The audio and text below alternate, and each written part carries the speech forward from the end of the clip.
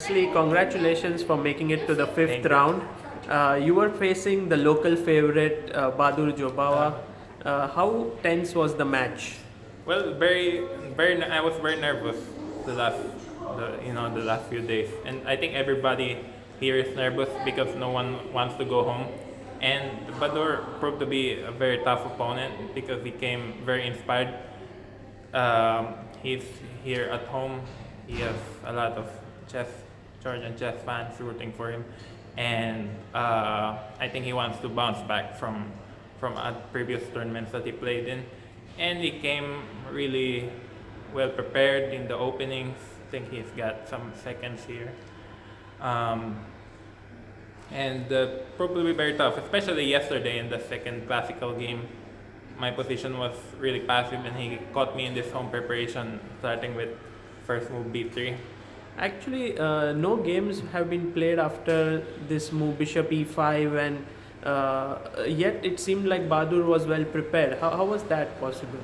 Well, he's played b3 for many games in his career. I think he's played almost 50 games or something, 30 games with first move b3, and also he played it in his match against Nepomniachtchi. He played it in his match against Salgado Lopez. So he has some improvements in mind. Actually, I didn't really expect him to play first move b3 again because it was such an important game.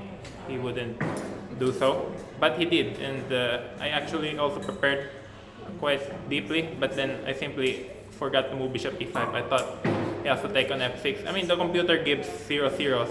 I mean, lots of zeros after almost every move. I mean, what I play bishop f5 is also fine, but somehow having this original position, which I've never really seen before, proved to be a difficult task, and he had good chances yesterday, but I managed to defend, although my position was really unpleasant.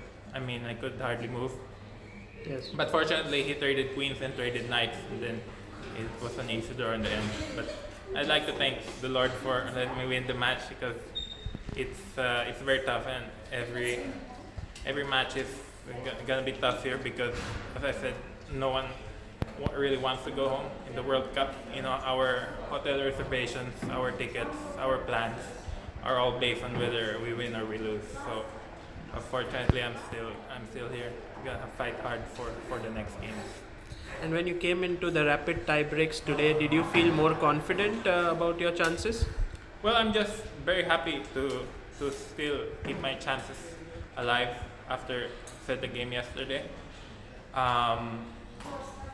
I wasn't sure how things are gonna go today. I mean, Badur also, as I said, is very inspired, and he can see tactics very very quickly.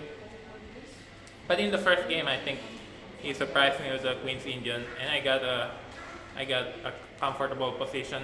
You know, even with mistakes from both sides. I think after the exchange of queens with the bishop pair and also easier pawn structure, I had a comfortable game. And then after I won that, I still have to work hard for the second game. But fortunately, it was Petrov, and and all pieces were traded. What is it about Petrov in this tournament? So many people are employing it over here. Well, the good thing about the Petrov is that you apply it on the second move already. You know, if you prepare something, uh, and if you prepare your opening on move 2, then there's a big chance that you're gonna be able to use it. And also so far, White really hasn't gotten a clear cut way to any advantage on it. And also, you know, Gelfand used to play it, Kramnik used to play it. Now they switched to the Berlin.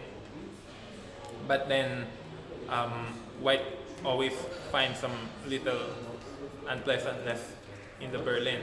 So then players have gone back to the Petrov. And mostly Fabiano Caruana has been playing it very successfully with Black. And since everyone follows top players' games these days, then we realize, you know, Petrov is a good opening after all. And sometimes, you know, if Black prepares very deeply, he can get a draw without almost making any moves. So that's that's a good thing about it. Wesley, people say that your half has become considerably easier because of the exit of Nakamura, Anand, and a lot of other players, while the upper half is still very tough with Levon, MVL, and maybe Grishchuk. I mean, this is what do you have to say about it? Well, I suppose most of the top players have gone already, like Carlson, Kramnik, Nakamura, and others. But I don't think it's any easier for me. I mean, my opponents are just lower in terms of rating, but here rating doesn't really matter.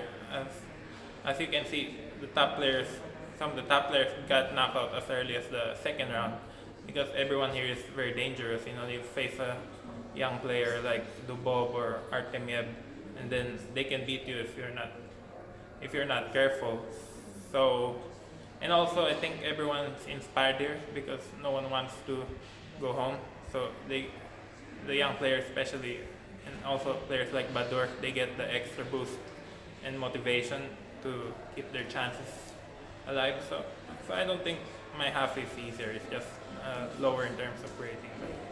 But that's about it. You know, once we get to the tie breaks, the rapid or the blitz, anything can happen.